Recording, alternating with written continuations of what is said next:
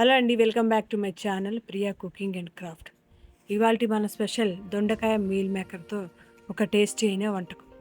Meal maker మాంసాహారంలో చేపలు, శాకాహారంలో meal maker ఒక సంపూర్ణ ఆహారంగా చెప్పొచ్చు. దొండకాయలో విటమిన్స్, మినరల్, ప్రోటీన్ ఎక్కువగా ఉన్నాయి. బీటా క్యారోటిన్ ఎక్కువగా ఉంటుంది.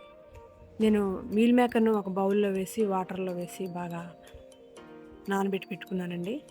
నేను ఈ కర్రీని కుక్కర్లో వండుతున్నాను. స్టవ్ వెలిగించి కుక్కర్ పెట్టి తగినంత ఆయిల్ పోసుకొని జీలకర్ర వేస్తున్నానండి. మీరు కావాలంటే పోపు దినుసులు కూడా వేసుకోవచ్చు.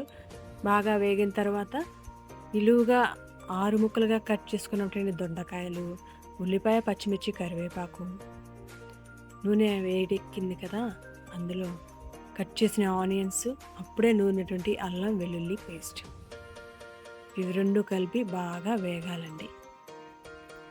కట్ చేసుకున్నటువంటి దొండకాయలను కూడా ఇందులో వేస్తున్నానండి. బాగా వేగాలండి, లేకపోతే కర్రీ పచ్చివాసన వస్తుంది. ఈ కర్రీ చాలా బాగుంటుందండి. నేను తగినంత ఉప్పును, కారం, పసుపును యాడ్ చేస్తున్నాను. వేయించిన జీలకర్ర పొడి, ధనియా పౌడర్ వేసి కలుపుతున్నాను. కావాలంటే గరం మసాలా కూడా వేయచ్చు, నేను వేయలేదు.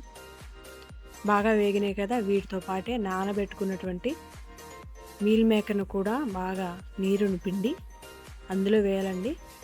మీల్ మేకర్ బాగా ఇష్టంగా తింటారండి చాలామంది. ఉప్పు, కారం, పసుపు మీల్ మేకర్కి బాగా పట్టేలాగా ఒకసారి అంతా కలిపి పేస్ట్ చేసుకున్నటువంటి టమాటా పేస్ట్ని ఇందులో వేస్తున్నానండి. టమాటాలు ఎక్కువగా వేసుకుంటే పులుపుగా చాలా బాగుంటుంది. తక్కువగా వేసుకుంటే కొంచెం స్పైసీగా ఉంటుందండి, మీ ఇష్టం. తగినంత వాటర్ నేను యాడ్ చేస్తున్నాను. పులుసుగా కావాలంటే కొంచెం వాటర్ ఎక్కువగా పోసుకోండి. మీడియంగా కావాలంటే తగినంత 2 బౌల్స్ వాటర్ పోసుకోండి. బాగా కలిపి ఈ స్టేజ్లో ఉప్పు, కారం, పసుపు ఒకసారి చూసుకొని కుక్కర్ మూత పెట్టుకొని 4 లేదా 5 విజిల్స్ వచ్చేదాకా ఉంచాలండి. అప్పుడే దొండకాయ బాగా ఉడుకుతుంది మెత్తగా. చూసారా, మీల్ మేకర్ దొండకాయ కర్రీ రెడీ. ఎప్పుడైనా ఏదైనా వెరైటీ వంటకం తినాలనిపించినప్పుడు శాకాహారుల్లో ఇది ఒకసారి ట్రై చేయండి, చాలా బాగుంటుందండి. అంతేనండి, దొండకాయ మీల్ మేకర్తో టేస్టీ అయిన వంటకం ready. Please like, share and subscribe to my channel Priya cooking and craft. పక్కనున్న బెల్లు గంట కొట్టడం అస్సలు మర్చిపోకండి. Thank you for watching.